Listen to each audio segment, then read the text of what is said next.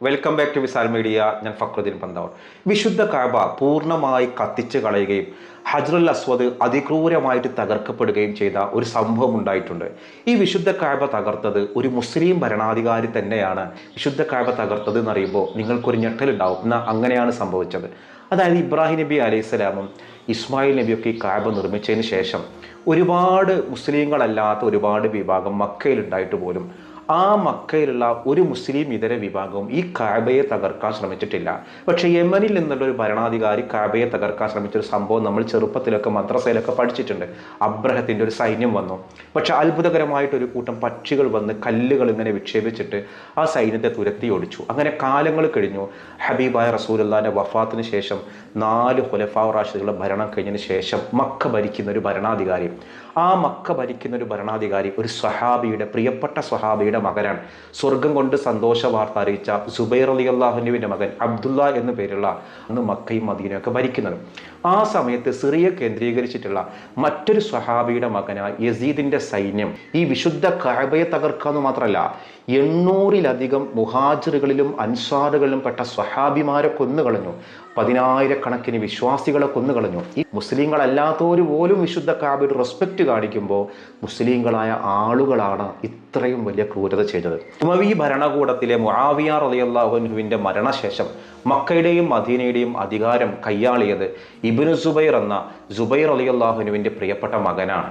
പക്ഷേ ഇത് അംഗീകരിക്കാൻ ആര് തയ്യാറായില്ല? മുആവിയ റളിയല്ലാഹുവിൻ്റെ മകനായ യസീദ് തയ്യാറായില്ല.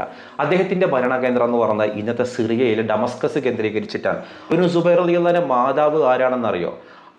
അബൂബക്കർ റളിയല്ലാഹുവിൻ്റെ മകൾ അസ്മാ ബീവിയാണ്. പ്രവാചകൻ ഹിജ്റ പോകുമ്പോൾ നബിക്ക് വളരെ രഹസ്യമായി സാഹസികമായിട്ട് ഭക്ഷണം എത്തിച്ചു കൊടുത്തിരുന്ന അസ്മാ ബീവിയുടെ മകനാണ് ആര്? ഈ ഒരു സുബൈർ റളിയല്ലാഹുവിൻ്റെ മകനായ ഇബ്നു സുബൈർ എന്ന പേരുള്ള ഈ ഒരു ഭരണാധികാരി. അങ്ങനെ ഈ മക്കയുടെ ചുറ്റും മലകളാണല്ലോ, ആ മലകൾക്കുള്ളിൽ വളരെ വലിയൊരു സൈന്യം തമ്പടിച്ചു. ആരുടെ സൈന്യം? യസീദിൻ്റെ സൈന്യം. ഒരു ക്രൂരനായ ഒരു സൈനിക തലവനാണ് ഉണ്ടായിരുന്നത്. അങ്ങനെ 64 ദിവസമായിരുന്നു ഈ ഒരു ഉപരോധം. ആ ഉപരോധത്തിൽ മക്കയിലൊന്നും കൃഷി ചെയ്യാറില്ല, ഒക്കെ പുറത്തുനിന്ന് വരണം. എന്തുണ്ടെങ്കിലും മക്കയുടെ ഉൽപ്പന്നം മക്കയിൽ ഉണ്ടാക്കല്. മക്ക ഒരു കൺസ്യൂമർ സ്റ്റേറ്റ് ആണ്. സംസം വെള്ളം മാത്രം കുടിച്ച് കഴിയേണ്ട ഒരു സാഹചര്യം എവിടെ ഉണ്ടായി? ഹബീബായ റസൂലുള്ളാഹിന്റെ മണ്ണിലുണ്ടായി. ഈ വിരോധം കാണിക്കാൻ മാത്രം ഈ ഭരണകൂടം മുസ്ലിം വിരോധികളായ ആളുകളാണോ? അല്ല. ഇന്നിപ്പോൾ നമ്മൾ വിശുദ്ധ കഅബയിൽ പോകുമ്പോൾ ആലോചിക്കുക, സുന്നി പോകലുണ്ട്, മുജാഹിദ് പോകലുണ്ട്, ഷിയാക്കൾ പോകലുണ്ട്, തബ്ലീഗേര് പോകലുണ്ട്, സുന്നിന്നെ പലജാതി സുന്നി, ഏത് വിഭാഗക്കാരൻ പോയാലും സൗദിയിലെ നമ്മൾ എത്തിക്കഴിഞ്ഞാൽ മക്കയോലെ കഅബ ഷരീഫ് കാണുമ്പോൾ നമുക്കെന്തൊരു റെസ്പെക്റ്റാണ്. ആർക്കെങ്കിലും ഒരു വിരോധമുണ്ടോ? ഏതെങ്കിലും ഒരു സംഘടനക്കാർക്ക് വിരോധമുണ്ടോ? ഇല്ല, വിരോധം ഉണ്ടാവില്ല. മദീനയിൽ പോലും അങ്ങനെ. പക്ഷേ ഇവിടെ ഇത്തരം വിരോധം ഉള്ളിൽ വെച്ചിട്ട് ഈ വിശുദ്ധ കഅബയോട് കാണിച്ച, സ്വഹാബികളോട് കാണിച്ച, പ്രവാചകന്റെ മണ്ണിനോട് കാണിച്ച ക്രൂരത കേൾക്കുമ്പോഴാണ് ഇതൊക്കെ നമ്മൾ ചരിത്രത്തിൽ പഠിക്കാതെയും അറിയാതെയും പോവുക. അങ്ങനെ 64 ദിവസം ഈ മക്ക ഉപരോധിച്ചു. ഒരു തുള്ളി വെള്ളം പോലും കുടിക്കാൻ പറ്റാത്ത സാഹചര്യം. അപ്പോൾ ആ ഒരു സമയത്താണ് അത്ഭുതം നടന്നത്. ഈ ഒരു മക്കയിലേക്ക് വരുന്ന ഈ സൈന്യത്തെ നയിച്ചിരുന്നത് മുസ്ലിം എന്ന പേരുള്ള ക്രൂരനായ ഒരു സൈനിക തലവനാണ്. അദ്ദേഹം മക്ക കീഴ്പ്പെടുത്താൻ വേണ്ടി വരുമ്പോൾ തന്നെ എന്തോ ഒരു പൊടുന്നനെ അസുഖം വന്നിട്ട് അയാൾ പൊടുന്നനെ മരണപ്പെട്ടു. രണ്ടാമത് വേറൊരു സൈന്യത്തിനെ അയച്ചു, വേറൊരു സൈനിക തലവനെ ആക്കി. ആ സൈന്യം വന്നിട്ടാണ് ഈ മക്ക കീഴ്പ്പെടുത്തിയിട്ട് ഉപരോധം ഏർപ്പെടുത്തിയിട്ട് ഈ വലിയ പീഡനം കൊണ്ടുവരുന്നത്. ആ പീഡനം കൊണ്ടുവരുമ്പോൾ ഇവരൊരു വാർത്ത അറിഞ്ഞു, ഞങ്ങളുടെ ഭരണാധികാരിയായ യസീദ് മരണപ്പെട്ടിരിക്കുന്നു.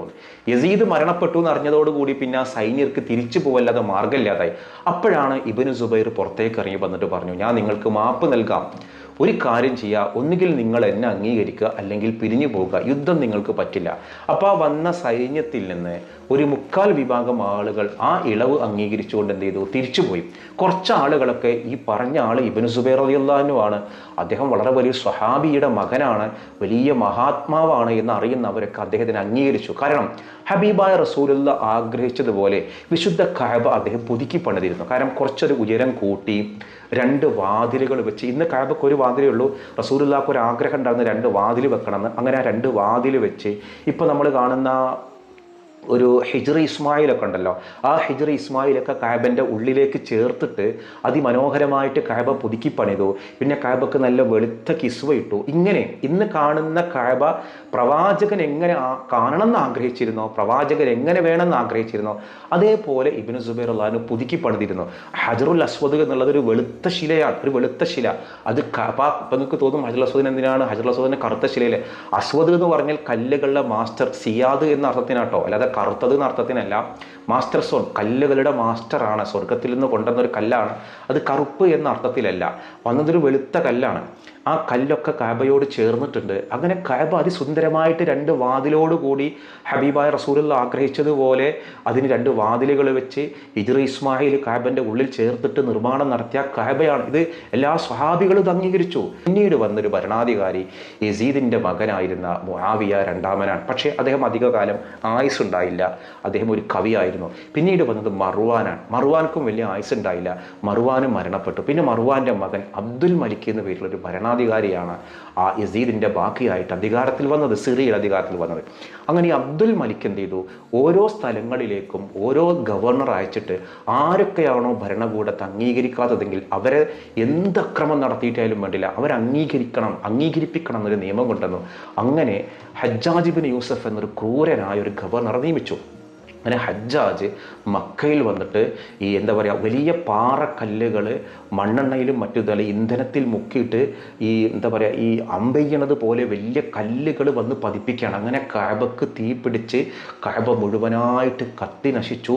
ഹജറുൽ അസ്വദൊക്കെ പൊട്ടി തകർന്നതൊക്കെ കറുത്ത കളറായി. കാരണം ആ വെളുത്ത കല്ല് ആ തീപിടുത്തത്തിലാണ് കറുത്തു പോയത്. അല്ലാതെ നമ്മൾ മുത്തിയിട്ട് പാപികളായ ആളുകൾ മുത്തിയിട്ടല്ല. ചില ആളുകൾ വിശ്വാസക്കാർ പറഞ്ഞു ആർത്തവള്ള സ്ത്രീ തൊട്ടിട്ടാണ് ഹജറുൽ അസ്വദ് കറുത്തുപോയത്. ഇതൊന്നുമല്ല. ഈ തീപിടുത്തത്തിൽ മുസ്ലിങ്ങൾ തന്നെയാണ് ഈ കഅബ തകർത്തത്. അങ്ങനെ ഈ കഅബ തകർത്തിട്ട് ഈ കഅബക്കുള്ളിൽ ഒളിച്ചിരിക്കേണ്ടി വന്നു. കൂടെയുള്ള സൈന്യങ്ങൾ മുഴുവനും ഷഹീദായി. ഒടുവിൽ അസ്മാ ബീവി റളിയല്ലാഹു അൻഹ, ഇത് അബൂബക്കർ സിദ്ദീഖിന്റെ മകളാണ്, പറഞ്ഞിട്ട് പൊന്നുമോനെ നീ പോരാടടാ, ഹബീബായ റസൂലുള്ള പറഞ്ഞ കഅബ തകർക്കാൻ വരുന്ന ഖിയാമത്ത് നാളിന്റെ അടയാളമായ ദജ്ജാൽ ഹജ്ജാജാണ്, നീ പോയിട്ട് യുദ്ധം ചെയ്യ്, നിന്റെ ഉമ്മയുടെ കൽബ് നിന്റെ കൂടെയുണ്ട് എന്ന് പറഞ്ഞിട്ട് യുദ്ധം ചെയ്തു.